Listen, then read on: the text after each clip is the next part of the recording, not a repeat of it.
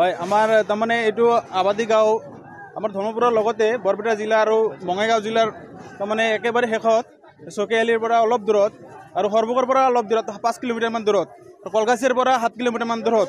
কিন্তু আজি ৰাতিপুৱা কিবা কাৰণত লাইনৰ কিবা বিদ্যুতিৰ বাবে ঘৰত জুই লাগিছিল। তাৰপিছত আমাৰ ফায়াৰ ব্ৰিগেডত কল কৰা হৈছিল আৰু তাৰে পৰা ফায়াৰ ব্ৰিগেডৰ পৰা ঘৰটো 3-4টামান ঘৰ জ্বলি শেষ হৈ গৈছে। তাৰপিছতহে ফায়াৰ ব্ৰিগেড আহি উপস্থিত হৈছে।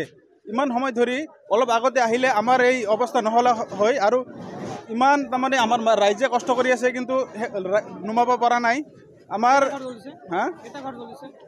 আমাৰ এতিয়া 4টা ঘৰ জ্বলি শেষ হৈ গৈছে একেবাৰে। আপোনালোকে চাব পাৰে 4টা ঘৰ জ্বলি শেষ হৈ গৈছে। ঘৰটো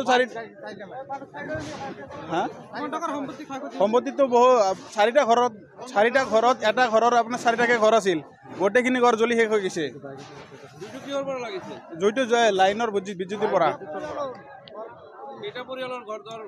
4টা পৰিয়ালৰ ঘৰ শেষ হৈ গৈছে। আমাৰ যিখিনি 4টা পৰিয়াল আছে এই পৰিয়ালৰ চৰকাৰৰ পৰা আমাক যিখিনি সাহায্য কৰিব লাগে আমি চৰকাৰক আমাৰ হিমন্ত মামাক অনুৰোধ কৰিছোঁ আৰু সোনকালে আমাৰ 4টা পৰিয়ালক কিবা সাহায্য প্ৰদান কৰি কিবা সকিয়াই আনি জনাই যেন। আৰু আমাৰ যিখিনি নথি পত্ৰ আছে যিটো বিভাগৰ নথি পত্ৰ আছে সেইটো বিভাগে যাতে তদন্ত কৰি আমাৰ এই 4টা পৰিয়ালৰ যিখিনি নথি পত্ৰ আছিল গোটেইখিনি নথি পত্ৰখিনি আৰু যোগান ধৰাৰ ব্যৱস্থা কৰে যেন। আমাৰ পৰিয়ালটোৰ নাম আছিল এটা আছিল এই মজিদ আলী আছিল, মজিদ আলীৰ পৰিয়াল এটা আছিল আৰু এটা আছিল মফিজ আলী পৰিয়াল। তাৰপিছত আৰু এটা ৰাশেদ আলীৰ পৰিয়াল। তাৰপিছত ঘৰ দুৱাৰৰ লগতে আপোনাৰ যিখিনি আছে টোটেল শেষ হৈ গৈছে।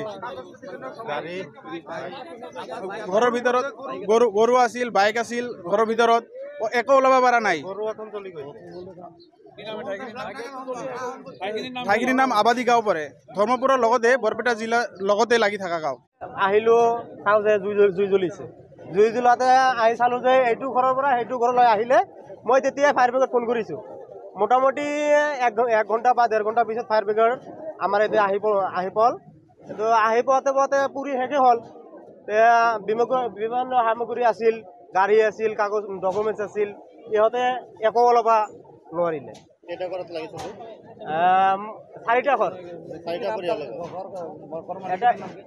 ঘৰৰ মালিকৰ নাম হ'ল প্ৰথম ঘৰ হ'ল মফিজ মোল্লা, দ্বিতীয় হ'ল মজিদ মোল্লা, তাৰপিছত হ'ল ৰাশেদ, তাৰপিছত ৰচিদ। বঙাইগাঁও জিলা, হিমামৰি অঞ্চল। মোটামুটি 1 ঘণ্টা 1.5 ঘণ্টা। আনুমানিক 80 লাখ 90 লাখ এনেকুৱা হ'ব।